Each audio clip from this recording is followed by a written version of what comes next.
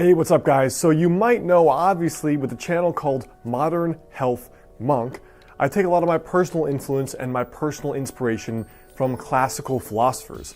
Now, primarily for me, I'm influenced by a lot of Asian and Taoist type philosophy, but a lot of Stoic philosophy like Marcus Aurelius and Seneca has made a big impact on my life as well. And it's also very trendy in the entrepreneurship space because entrepreneurship makes you feel like you're bipolar. You can have the best day of your life and the next day you want to kill yourself because it's so difficult. Now in this video, I want to share 6 particular habits I learned from Marcus Aurelius' book, Meditations.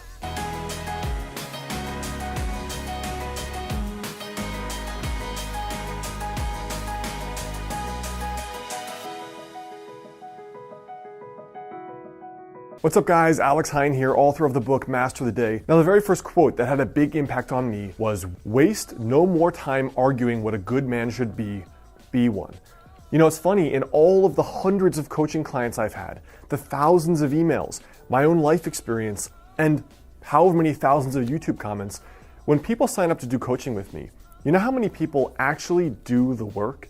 When I had my first 100 coaching clients, the number of people that could say, I want to eat right every day for a week and maybe produce one YouTube video, because I kind of do holistic coaching. You know how many people have done that out of 100? One. 1 out of 100. So that's 1% right there. And if you figure the fact that 1%, so those 100 people that have signed up for coaching are already a tiny minority of the world population that want to improve, that have invested and put money where their mouth is, you can tell that majority of people just do not do the work. And this idea of waste no more time arguing or debating, just friggin' do it, is so important to me, because if you think of almost anything you want to do in life, if you remove all the thinking and just figure out what is the habit you have to do and you do it, you're gonna get results. The second quote here is that the noble man compares and estimates himself by an idea which is higher than himself, and a mean man by one lower than himself. The one produces aspiration, the other ambition, which is the way in which a vulgar man aspires. So this quote makes me think a lot about something I realized when I began reading biographies of many of the most successful people in the world. And I don't mean financially successful. I'm more motivated and inspired by icons of their generation. The Da Vincis, the Teslas, the Einsteins, the artists, truly, people that want to innovate.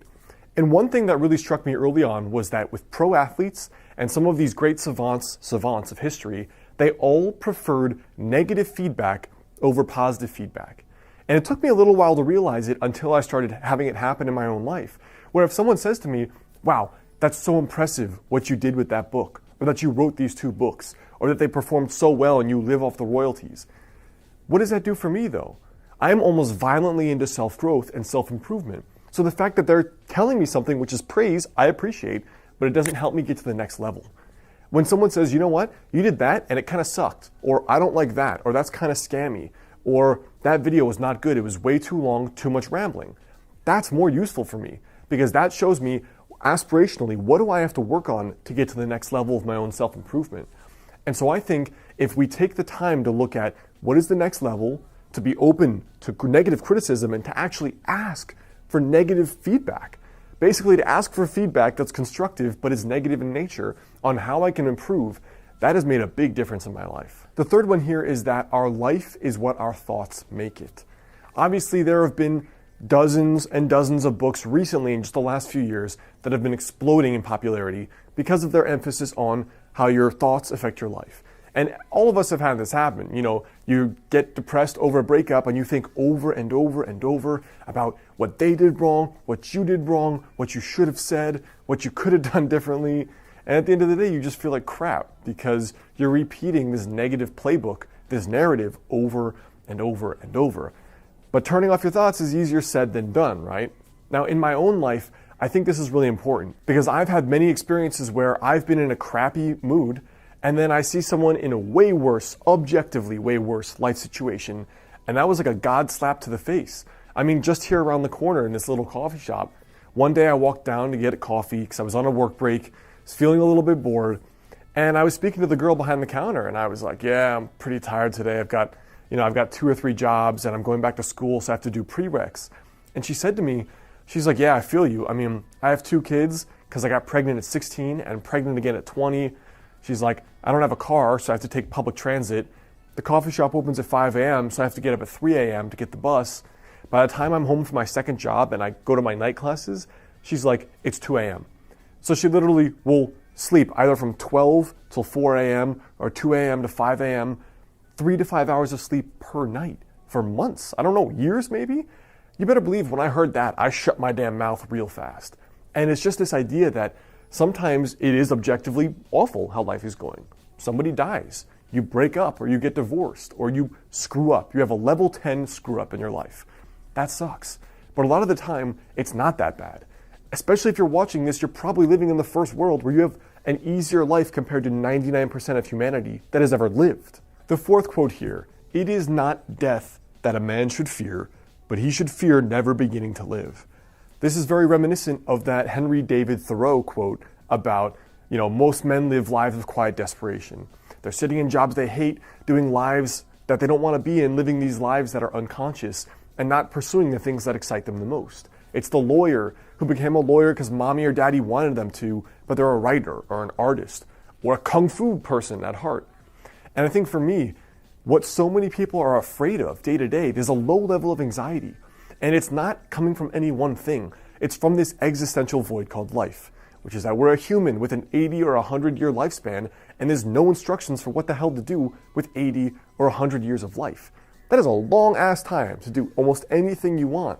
You can become an icon of the generation in 10 industries in that amount of lifespan. It's nice, the idea that we're all going to die because it forces us to live, but the irony is that we all intellectually know we're going to die, but we don't really know that. Because if we did, we would live life differently, right? I mean, look at the last 24 hours. If you truly were dead tomorrow, or let's say the doctor gave you a cancer diagnosis and said, hey, you know what, Kelly, John, you have 6 months to live. 99 out of 100 people with this kind of cancer will not make it to next year. So I suggest you get your arrangements in order, you do all the things you've always wanted, and you live your life deliberately. Would you do what you just did today? Maybe you'd change everything, in which case that's not a good sign.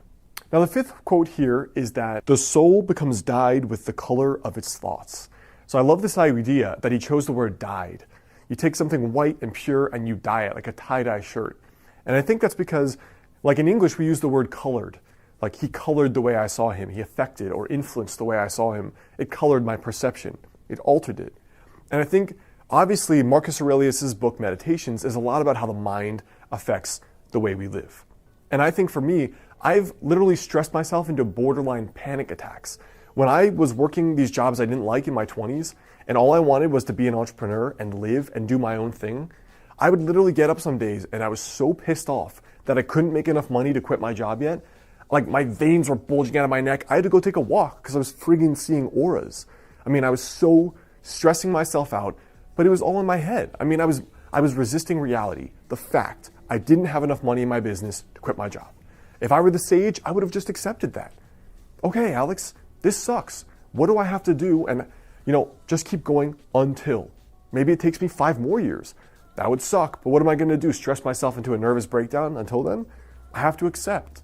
And I think that acceptance is not always easy. It sucks when it's about a girl or a guy that you like. It sucks when you want to quit your job and you can't.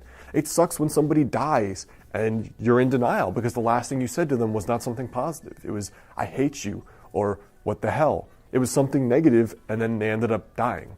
And I think that moving towards acceptance is a very difficult thing for me, but at the end of the day, we have no choice because it inflicts self-harm otherwise. Now, the final quote here is that the art of living is more like wrestling than dancing.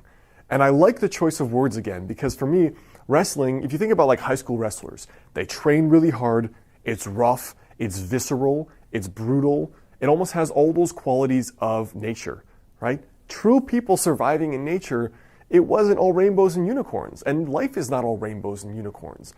It's brutal sometimes. For some people, it's brutal forever, for their whole life. Look at what immigrants have to do to get into the United States to make their future better for their families. I mean, the girl I dated for 5 years, her mom spent 10 years trying to get their family from the Philippines all the way to the US by herself. Trust me, she wasn't happy and inspired after that. She was bitter and unhappy, but she did it for her family. And I think sometimes when you think life is going to be rainbows and unicorns, you don't ever push yourself, right? Like, oh, when it's all easy and I'm following my intuition, life's a piece of cake. Well, I don't know. It certainly hasn't been like that for me. I don't know if there's ever going to be a day where I don't have to push a little bit. I mean, there are some days, but I think the philosophy is that if you think of life as a little bit more like wrestling, which has a little bit of a combative feel, you understand that sometimes you will have to push yourself for years to get to a better place.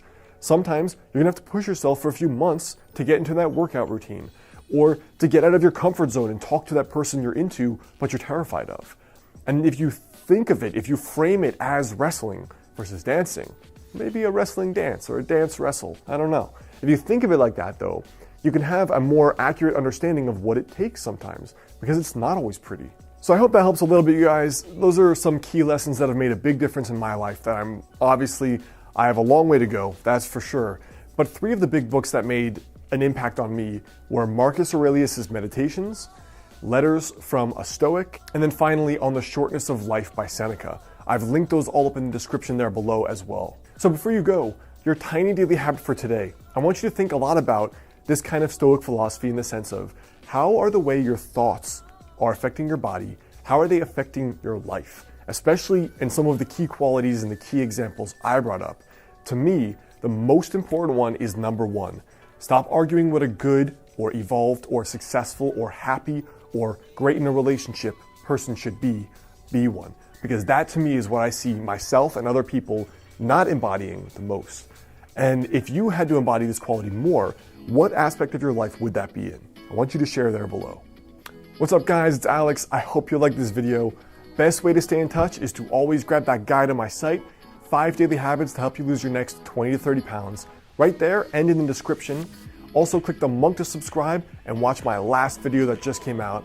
In addition, if you like my tiny daily habits success philosophy, both to get fitter and live an epic life, check out my book Master the Day in the description there below or on Amazon.